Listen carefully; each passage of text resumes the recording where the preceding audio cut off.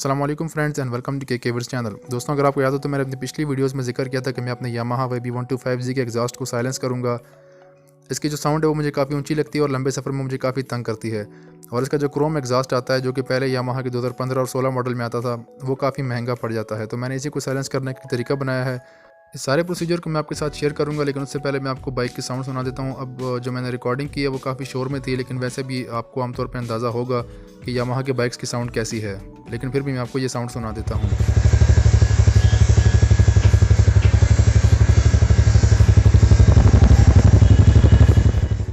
इस एग्जॉस्ट को साइलेंस करने के लिए मैंने एक छोटा सा पाइप लिया मोटी गेज का, उसको मैंने कटवाया और उसमें छोटे छोटे होल्स करवाए।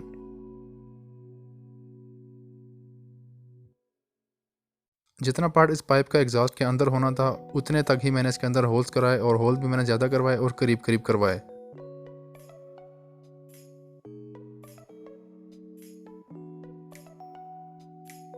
तो ये पाइप रेडी हो चुका है। इसके जहाँ तक होल्स हैं उतना पार्ट एग्जॉस्ट के अंदर होगा और बाकी बाहर आ जाएगा, और यहाँ पर मैं इसको वेल्ड कराऊंगा।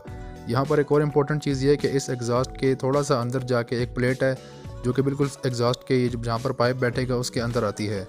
तो उसके साथ आपने टच नहीं करना, उस प्लेट के साथ उसे थोड़ा सा बाहर रखना, यानी पीछे से थोड़ा सा गैप हो उसमें। ये जो सामने आपको नज़र आ रही है प्लेट, इसके साथ आपने टच नहीं करना, इसको थोड़ा सा आगे रख के इस पाइप को वेल्ड करवाना है, ताकि धुआं पीछे थोड़े से गैप में से भी गुजर के इस पाइप में से बाहर आए और जिसके अंदर सुराख है उसमें से भी गुजर के ये बाहर आ सके। अगर आप बिल्कुल टच कर देंगे तो फिर धुएं को निकलने में मुश्किल होगी और इससे इंजन पे लोड पड़ेगा।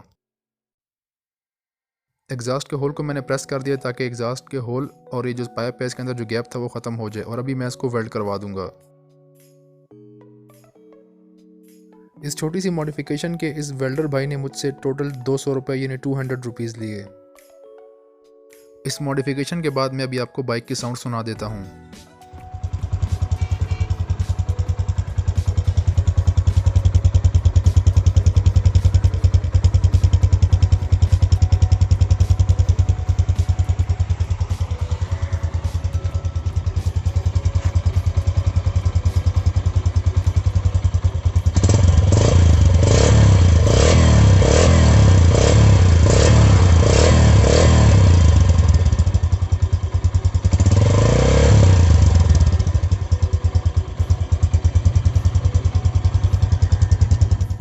इस मॉडिफिकेशन के बाद ऐसा नहीं है कि बाइक की साउंड बिल्कुल चेंज हो गई है। साउंड वही है, लेकिन सॉफ्ट हो गई है, नरम हो गई है और कम हो गई है।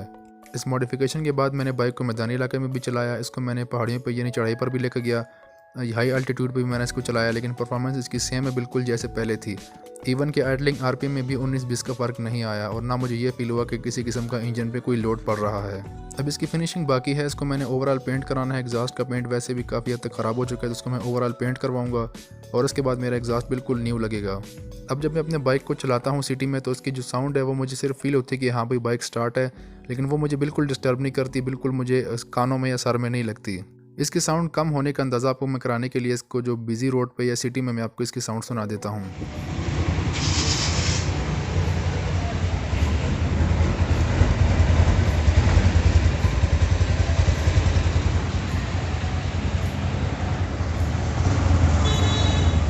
तो ये था सारा प्रोसीजर जिसकी मदद से मैंने अपनी बाइक के साउंड को कम किया। उम्मीद करता हूँ ये वीडियो आपके लिए मालूमाती साबित हुई होगी। वीडियो अच्छी लगी हो तो वीडियो को लाइक कर दीजिए, के वर्स चैनल को सब्सक्राइब कीजिए और बेल आइकन को भी प्रेस कर दें। अपना ख्याल रखिएगा। अल्लाह हाफिज़।